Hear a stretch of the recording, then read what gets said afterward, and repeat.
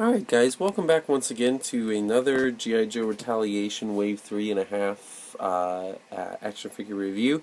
And obviously this time I'm doing Quinn, the mercenary, and this is another figure that's much like many of the other figures in this wave that a lot of us as G.I. Joe collectors have been waiting quite some time to get. And particularly this version of Quinn has been something that I know a lot of collectors have been waiting for. And first of all, I'll just start off with who Quinn is. He was a mercenary. His first appearance was actually way back in G.I. Joe number 2, the second issue of the Marvel Comics, written by Larry Hama. Great series. I grew up on G.I. Joe comics. I just thought they were the coolest thing in the world. It's my all-time favorite comics line. And always will be. Just something about them was just so cool.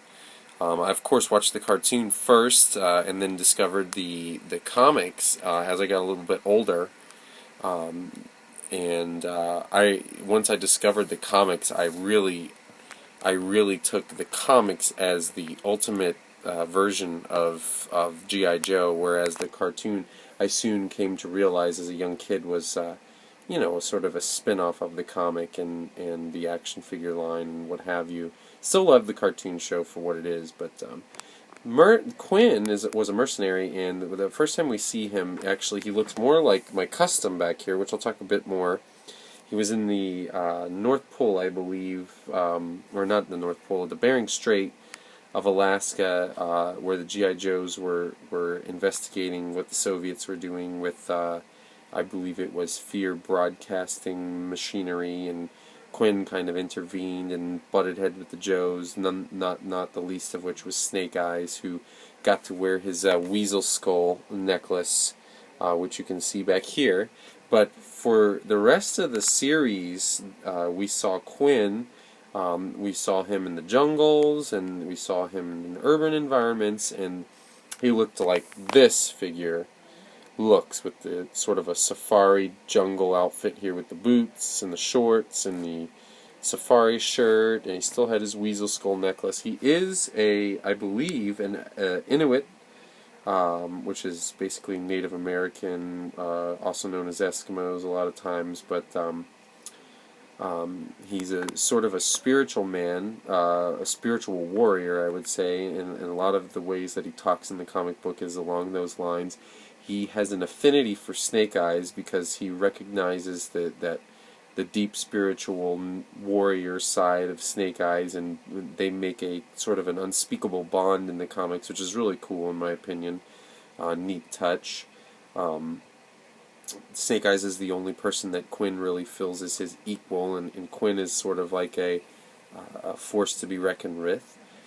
He's just a cool figure, super articulated. I mean, ball jointed everything. He does not have rocker ankles. He has swivel, which is great. There's no reason why Quinn would need rocker ankles. Just a super well put together and sculpted, just awesome figure. Everything that I could have wanted him to be. The light in my room isn't so great because I lost my OT light. It just broke on me. It just stopped turning on, and it always provided such a nice overhead light for me. I do have another OT light which is shining, but it's sort of a harsh beam rather than a nice spread out light that I got from my OT light, which had the long kind of like wand type of bulb to it. This one is just a screw-in bulb. So sorry about not being able to maybe see everything in as clear a detail as you can, because we've got this harsh shadows. But Quinn does come with a lot of things. I put most of his stuff in his backpack, and since I have to hold my iPad up to do this, I'm not going to take everything out. But he comes with, it's sort of like a Eskimo type of axe weapon. He comes with a bear trap, which I don't have. I tried to get it. It's supposed to plug in somehow to this hole. But I could not get it to work. It would not stay in. He comes with the sniper rifle. He comes with the same shotgun that came with Joel Colton. He comes with a .357 44 Magnum type pistol, same thing that came with Joel Colton. It comes with 2 ammo belts. One's is still in the package, and one is in this right here. And I actually, I believe originally in the pictures, this was supposed to snap around him somehow, but they really just took a belt and put it in the package like that. So I took one of those clear plastic bands to hold it in place, and it works. There's a little bit of interference between his weasel skull necklace and the bandolier of bullets here, but you can kind of fiddle with them and get them to work and make it look awesome. So again, just a great figure. I mean, I guess you could make some cool customs with this, but it would be kind of interesting customs to make. I'm sure I'll see some very creative artists online create some really neat stuff. I'm just happy to have one of these figures. I'll probably, if I see one and I have the funds available, I'll pick one up. I do have another head coming from my friend Darth Streams, because he got this figure, but he made a Star Wars custom out of it with the legs. And he's sending me the head, which I will be giving to this Quinn back here. This Quinn actually has my Arctic Quinn, which I'll just feature for a moment here, has the the only other Quinn figure they made was an O-ring Quinn that came in a 3-pack with Snake Eyes and not